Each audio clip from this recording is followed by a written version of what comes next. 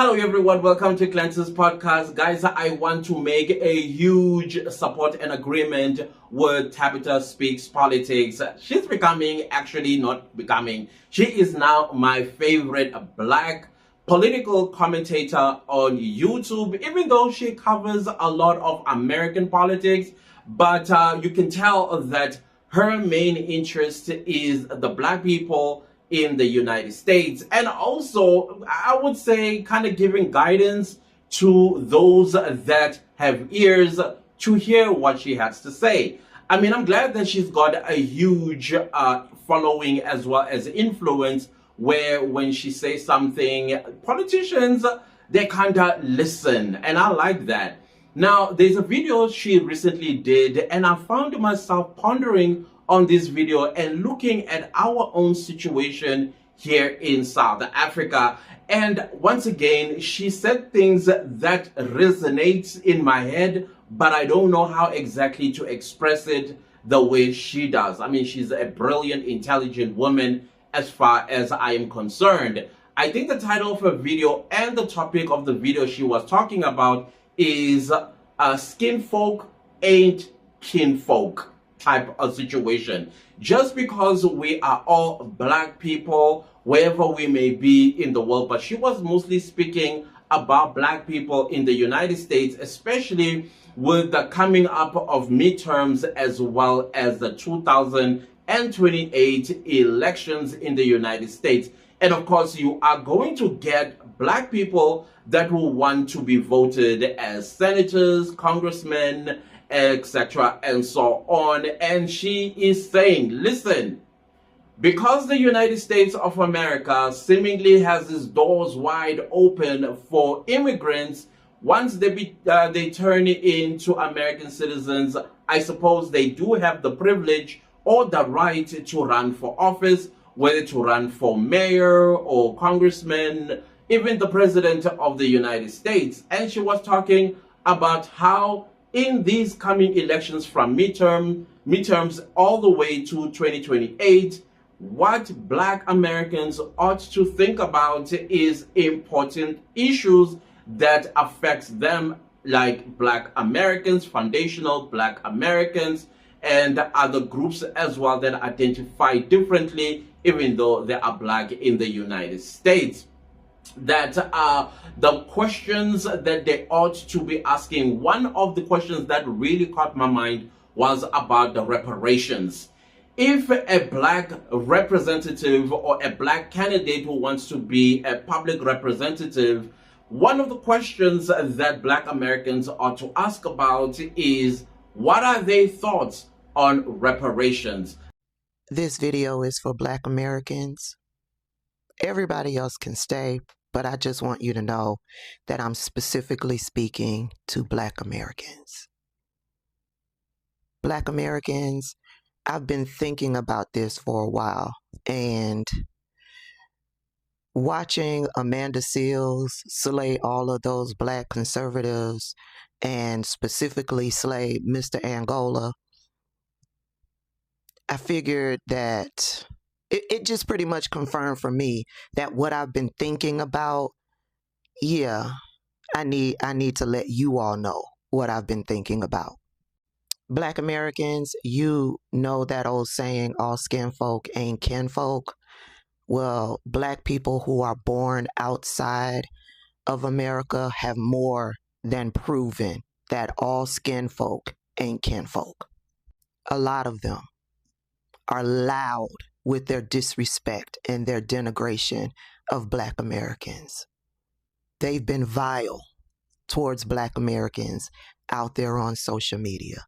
The relentless harassment and bullying that they bestow upon black Americans, it needs to be studied.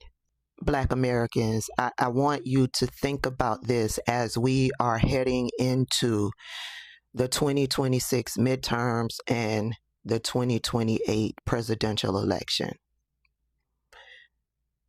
When you are looking at a candidate and that candidate looks like us, I need for you to go a step further and pay attention to what it is that they are saying.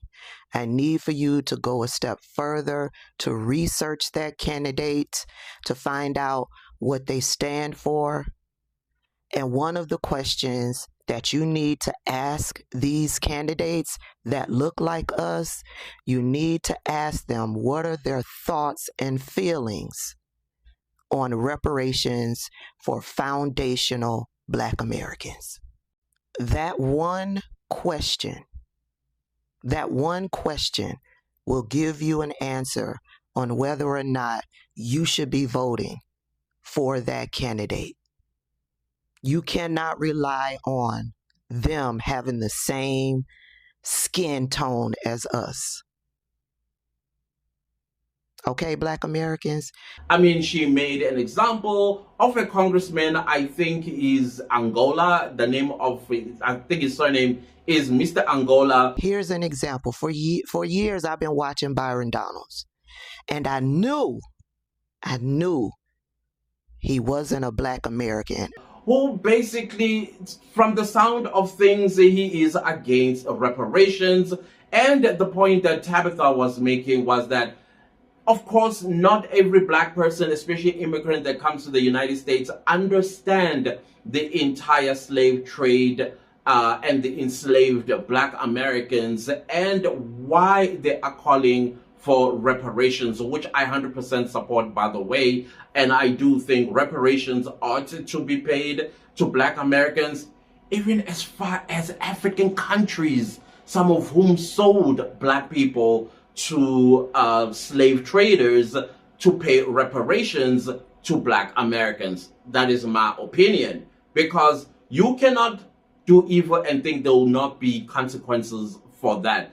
In today's days, yes, the compensation will have to be monetary. So, yeah, I was like, yeah, but then if you come back to our own situation as South Africans, there are politicians in South Africa that are Black South Africans, and on top of that, selling the people of South Africa to illegal foreigners. So we are also now thinking, or at least I'm thinking, maybe that's the conversation we also need to have as South Africans, particularly Black South Africans, that anybody that wants to represent us in parliament, council, legislatures, we need to know, what are your thoughts about illegal foreigners? What are your thoughts about asylum? And according to the Geneva Convention, what does it say when it comes to refugees as well as asylum seekers?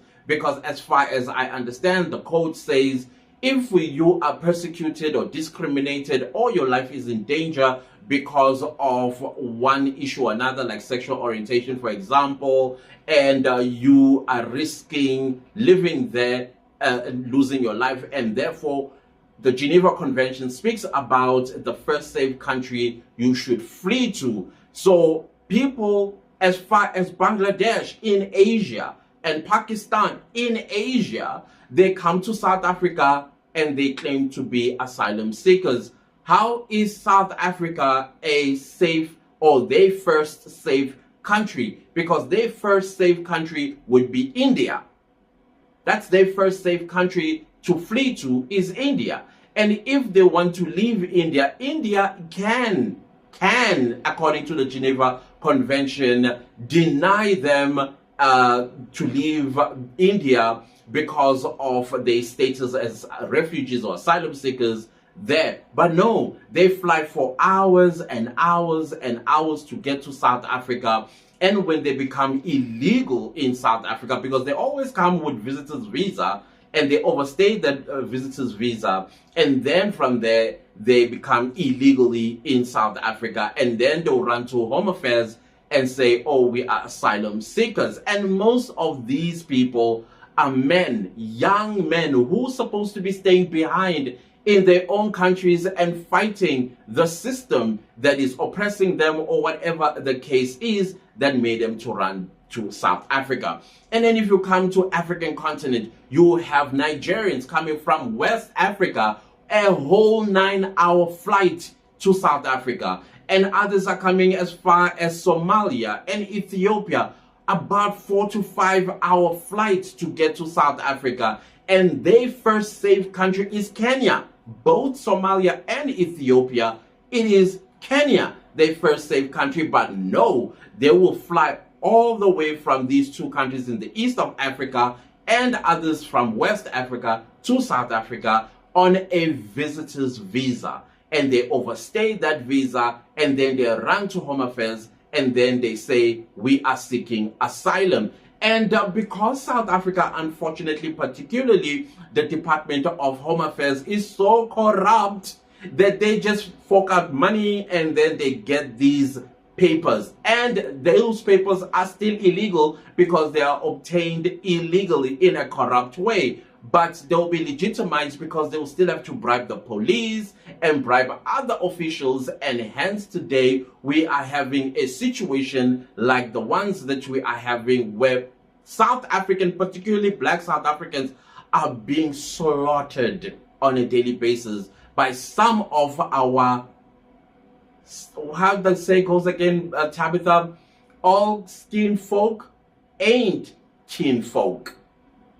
They are the same skin color as myself, but they don't consider us. They don't even think twice when they kidnap children and turn them into prostitutes, when they kidnap young women and then do money rituals with them, when they hijack us, when they kidnap and demand ransom, when they spike our roads with these spikes so that the cars stop and they hijack you and they rob you. Things that are not South African crimes, they are being perpetuated against us by the same people that look you in the face and call you brother or sister. Yet they are doing exactly the opposite of brotherhood, sisterhood to their own fellow Africans. And then when we speak like I am, we get called xenophobic or Afrophobic, or we hate Africans as they would accuse us of, when we are saying, no, no, no, this is wrong. This is 100% wrong. So now we also have to make sure that any politician that wants our vote, they need to tell us what are their thoughts about these overstayers, and then they run and say they are asylum seekers, refugees. What war is going on in Bangladesh? What war is going on in Pakistan? What war is going on in Ethiopia, Nigeria, and all these other African countries? Even Congolese, in as much as they're in the SADC, they are not, South Africa is not their first safe country, unfortunately. They have to go to Tanzania. If it's not Tanzania, it's Rwanda. But no, they come to South Africa, and then they force themselves down our throats. So yeah, I agree with Tabitha Speaks Politics. Not all kinfolk or skinfolk are kinfolk. And we're experiencing this on a daily basis. And there are more questions that we need to ask our public representatives or candidates that are interested in representing us in parliament, council houses, legislatures, etc. and so on. Because recently we had a leader, a politician, flying all the way to Nigeria, basically to sell South Africans even further. Gets there and even calls for Africa needs to have one president and one currency. And yet the psychology of Africa, it is so different and so diverse, based on tribe, based on religion, based on identity, based on economic stability or instability, and also when it comes to political ideologies. There are African countries on the continent that do not believe in democracy whatsoever. Hence, you would have a president for life in Uganda. Hence, you will also have another president for life in, this country, Equatorial Guinea. Do you think they will want to be under the same currency and one president? And do you think they will want to see elections every 5 years? No. And then you go to the northern of Africa, your Moroccos, your Egypt, your Algeria, your Mali, Chads. Those are Islamic states. And they are very, very strong about their Islamic laws and identity and their mentality. They will not definitely want this. But it's a dream that is being sold, I don't know, to subdue South Africans in my opinion. But of course, you need to look at some of these politicians. They have business interests in Africa, especially countries with mineral resources. And for them to get access of those mineral resources, they will make this call of one Africa, one president, and one currency, when there's nefarious reasons behind all of that. Sounds good, but the reason behind it is nefarious, probably even evil. So I reject that 100%, just like Pan-Africanism, in as much as it's a good idea. I'm sorry, I cannot support it when it is only South Africans that are expected to be the only ones that accept Pan-Africanism and Africa Unite, when our own skin folk, they are acting very much like they are not kinfolk of ours, calling us all sorts of names and disrespecting us. So I feel like there's a mirroring situation going on between Black South Africans and Black Americans. And once again, it seems to be an ongoing theme that is out there. But once again, I do support what Tabitha speaks politics when she speaks about Black representatives or people that are interested in representing you in the Senate or in Congress, to basically tell it like it is about reparations. How do they feel about it? Are they people that are going to sell you to the former slave traders and make excuses for them? Or are they going to say, yes, reparations now? And again, some African countries in the West owe you guys reparations, as far as I'm concerned, in my opinion.